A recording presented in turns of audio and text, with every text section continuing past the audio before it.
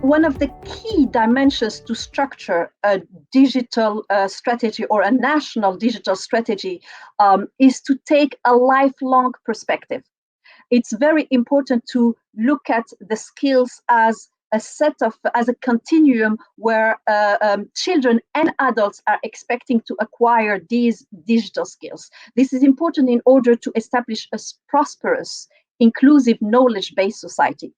I would say another important dimension is once establishing a proper framework, digital skill framework, it's to ensure that there is proper monitoring and evaluation of the progress of the implementation of these strategies. And that's where the frameworks play actually a key role, because it provides the right metrics to actually assess how we are progressing. Another important aspect is, I would say, very much the financing part. It's important that when a strategy is in place, that there is proper budgeting and financing put in place in order to secure that programs can be implemented to execute this strategy. And then I would say last but not least, and definitely not least, is to have a comprehensive collaboration approach between different sectors of society, different stakeholders from the public, the private sector, civil society, as opportunities of implementation of digital skill strategies will come from different parts of society. So having a coherent approach to implementing this strategy is important for its success, I would say. It is important to actually be able to combine a top-down approach with a bottom-up approach, since governments can't solve the issue themselves only. They need the support of a broader set of stakeholders in order to secure that all parts of society are actually being regularly equipped, upskilled, reskilled with the right skill sets to allow them to be empowered. Our understanding is that establishing a robust, resilient, effective strategy really starts by understanding the needs. So understanding what are the objectives that the country, the government has with regards to the economic objectives, the societal objectives, the progress that as a society it wants to make. Based on that, really understand the gaps on the ground. So making a proper needs assessment or digital skills assessment on the ground, relying on specific frameworks that could be a reference to actually measure those skills is a key element. So it's about understanding, for instance, the gaps in the job market today.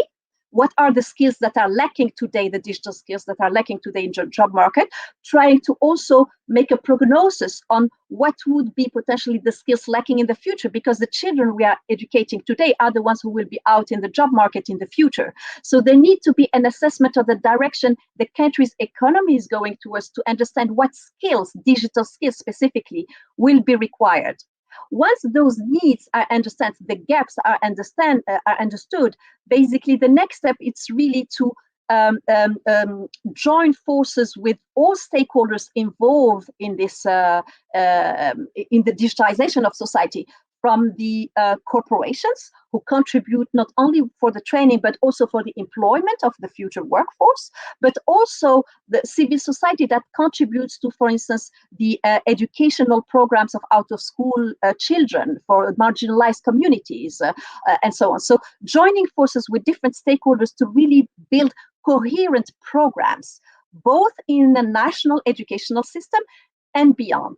Now, some key aspects of digitization of education, for instance, is very much, of course, capacity building within the education institutions, and very important, teacher professional development. So making sure that the teachers are acquiring the right digital skills to use the digital tools, but also to teach pedagogically using those tools in the classrooms.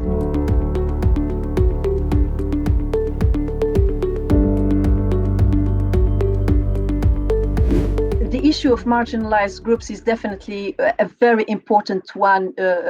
Basically, what we are seeing is that the more we are digitizing our societies, the more the digital gap is growing. So bridging the digital divide is a key an important element here. If we don't act, we will only see that divide growing.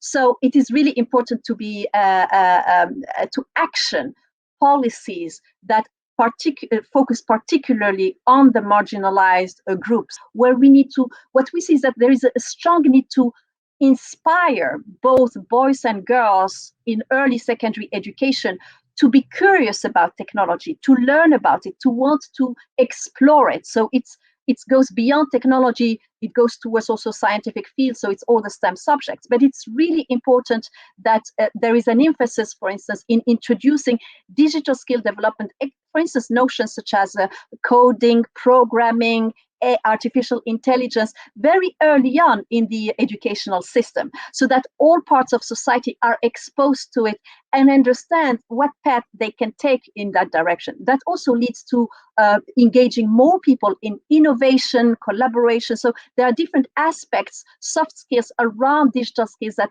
are important to provide to children very early on. So that would be one aspect. The other aspect, of course, is to provide access for tools, technical tools, and digital skills to those who don't have access to that. So in many parts of the world, is the access that is issue. So if we can start by addressing the socio-economical aspect, making sure children, for instance, have access to devices, connectivity, proper support and mentoring training to be able to use those tools.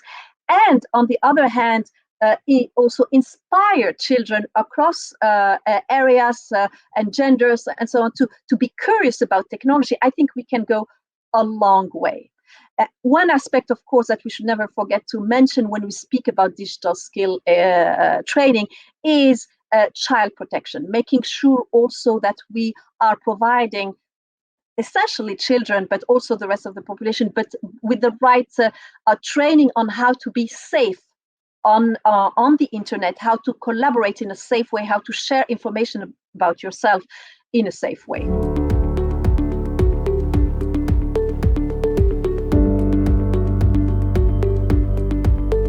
Digital skills frameworks are constantly evolving, and they very much evolve all in the same direction, which is to adapt to the changing technologies that are constantly, emerging new technologies that are constantly now impacting different aspects of our life. So it's important that the frameworks that we are implementing are actually adapting to these new technologies. And the relevance of using a digital skill framework when defining a digital strategy for a country is that it allows to have a structure that can provide clear guidance and guidelines into how to understand what skills are needed for what. So it is, for instance, what we see, the trend that we see today coming out is that topics such as computational thinking, learning how to program, how to coding and programming are becoming essential in educational system today, like mathematics. We don't learn mathematics because we are all going to become mathematicians or engineers. Mathematics are mathematics are an essential element in everyone's life to be able to function in our society. This is a similar case as for artificial intelligence. So UNESCO, for instance, is working on a global framework for introducing artificial intelligence at all levels of education, from kindergarten to grade 12. And the importance of that is because AI is really affecting different aspects of our environment, and it's important for children to understand how these concepts are affecting their life, how they are interacting with these notions. It's not, I think, from my perspective, it's important on two key dimensions. One is to better understand the world around you. Our children are more and more exposed to these technologies. So understanding how the thinking is behind would protect our children. They will become much more critical about how they are using the technologies.